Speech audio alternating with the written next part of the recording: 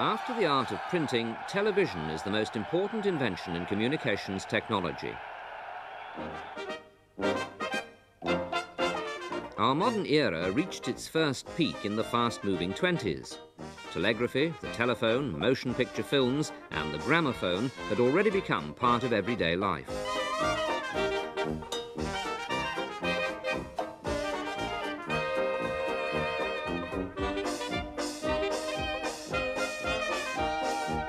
Radio had just emerged on the scene too, and people also wanted to see pictures transmitted along with sound.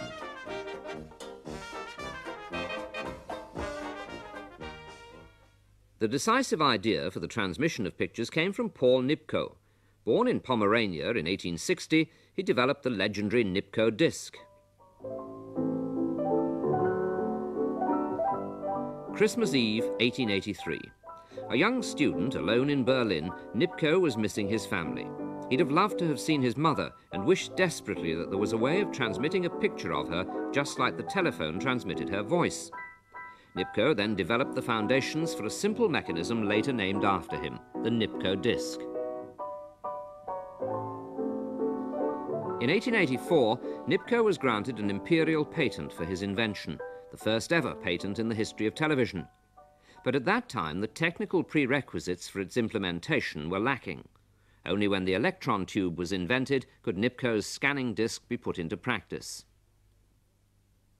Scottish inventor John Logie Baird worked out that picture transmission could only be achieved through two Nipkow scanning discs rotating at the same speed. He laboriously built his primitive setup from bits of scrap. As early as 1923, he applied for a patent for a mechanical television system that utilized Nipkow's scanning disc. But with no practical success to show for his efforts, Baird was unable to find a sponsor for his ideas. Britain's young electrical industry had a low opinion of his television.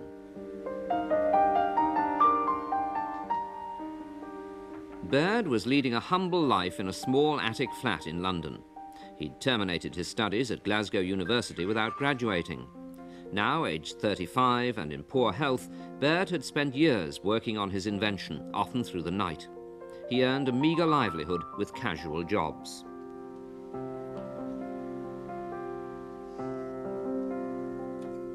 Born in Glasgow in 1888, the youngest of 4 children, even as a boy, Baird was fascinated by photography and by the new telephone in his parents' house. Baird continued his experiments in his flat. He desperately needed some kind of success. On this particular morning in 1924, he was about to achieve it through the first ever picture transmission.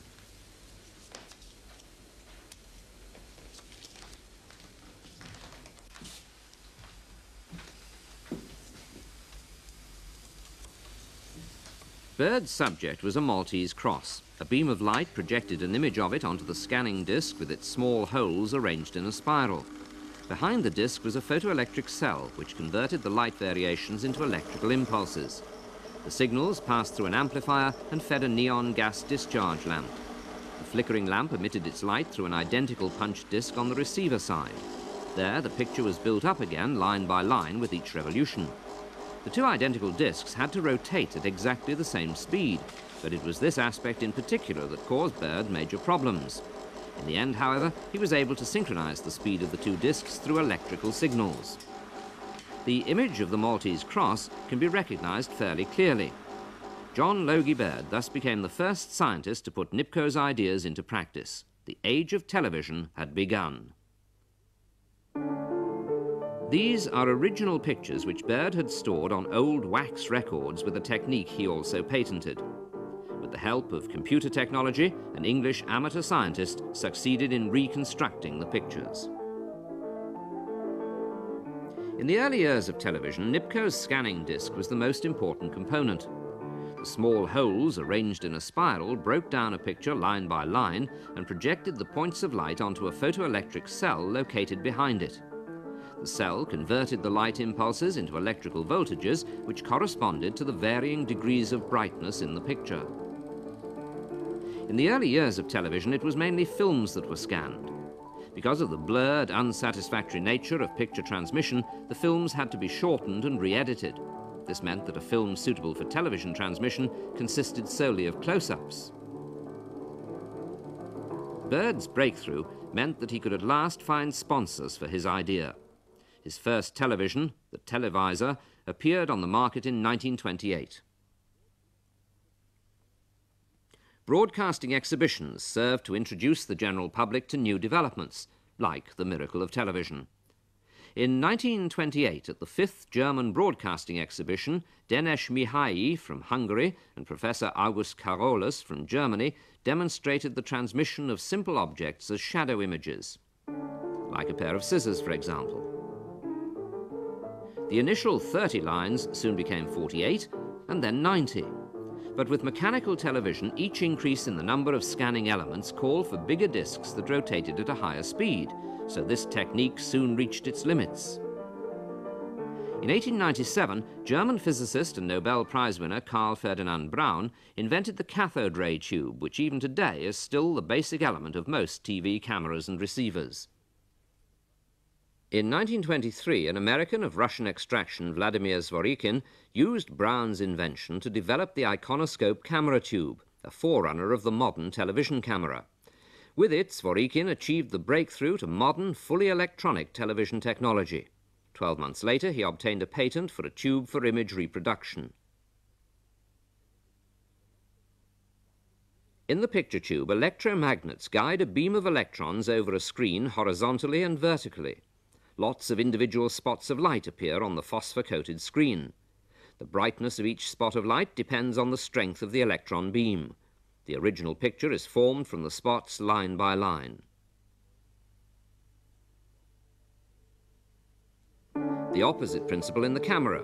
Here, the reflected light is focused by a lens and projected onto the photoelectric plate of the electron tube. There, the photoelectric cells are scanned line by a beam of electrons. The beam converts the light and dark shades of the object into electrical impulses. The signals are transmitted by radio or cable. An aerial feeds them to the television receiver. One beam of electrons scans the picture, the other reproduces it synchronously 25 times a second. The human eye thus has the illusion of continuous movement. While television pioneers Mihai and Carolus were working on the further development of mechanical television, a young inventor called Manfred von Ardenne was experimenting with an electronic television tube. In 1931, at the Broadcasting Exhibition in Berlin, together with the Loewe Company, he astounded the general public with the first ever electronic transmission of pictures. The era of mechanical television was coming to a close.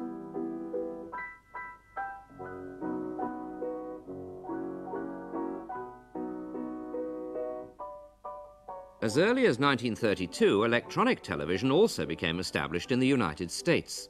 The first home receivers were manufactured in large numbers at an early stage, but because of the high price and the meagre choice of programs, they remained unattractive for private customers.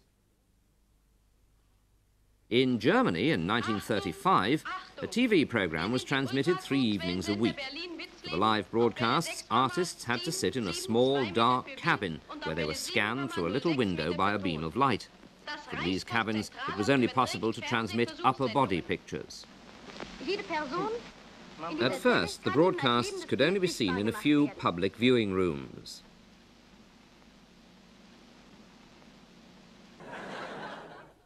In 1936, the newly formed television station, Paul Nipkow, broadcast pictures from the Olympic Games in Berlin.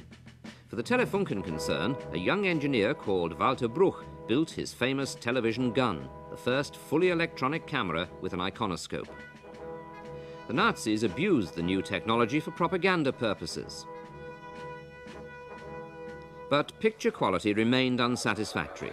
The intermediate film method served as a temporary solution.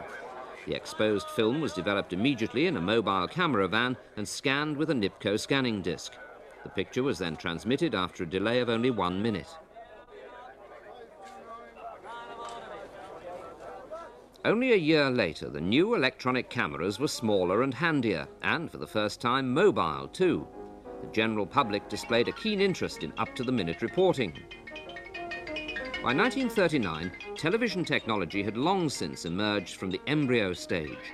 The new standard now had an astonishing 441 lines per picture. Mass production was just around the corner. The Nazis attached only minor importance to the new medium. With the outbreak of war, television research was shelved all over Europe. In 1939, in the United States, the era of fully electronic television dawned. Television research there went on even during the war. 10,000 television receivers were already in private ownership. During the war, TV programs were broadcast in New York on a weekly basis. In 1945, the industrial capacity used for the production of war material was made available for the manufacture of consumer goods. The new mass medium could no longer be stopped. The film industry was still the leading entertainment medium, but with the increasing spread of television, Hollywood plunged into a crisis from which it would never totally recover.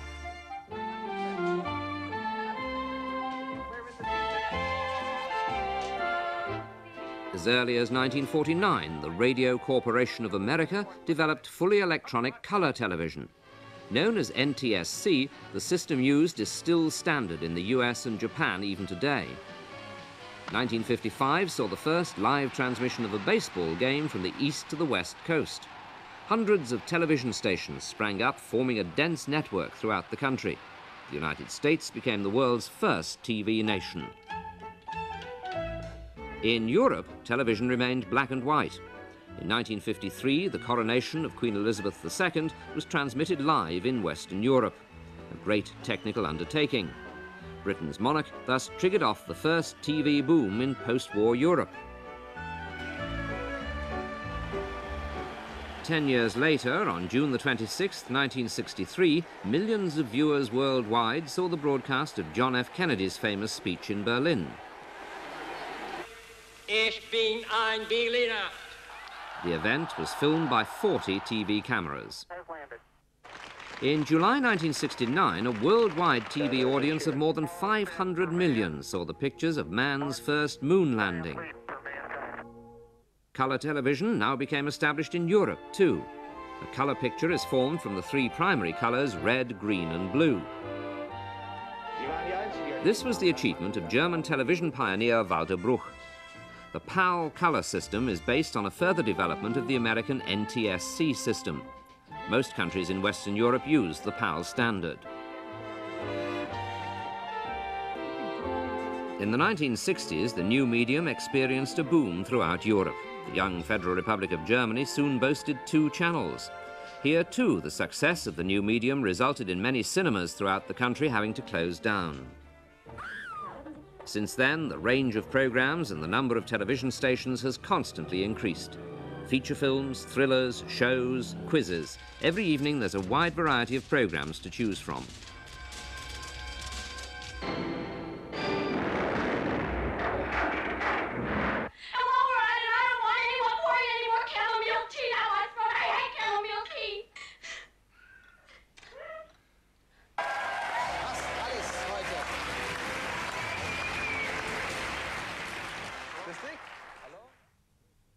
Technical developments have also progressed by leaps and bounds. In 1981, the first stereo TV sets appeared on the market.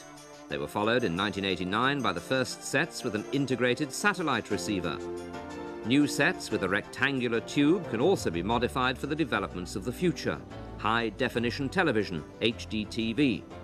Instead of the usual 625 lines, 1,250 lines provide cinema-style widescreen pictures.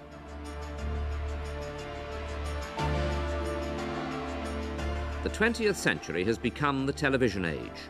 Today, public life takes place via the TV screen. The world of television has become reality.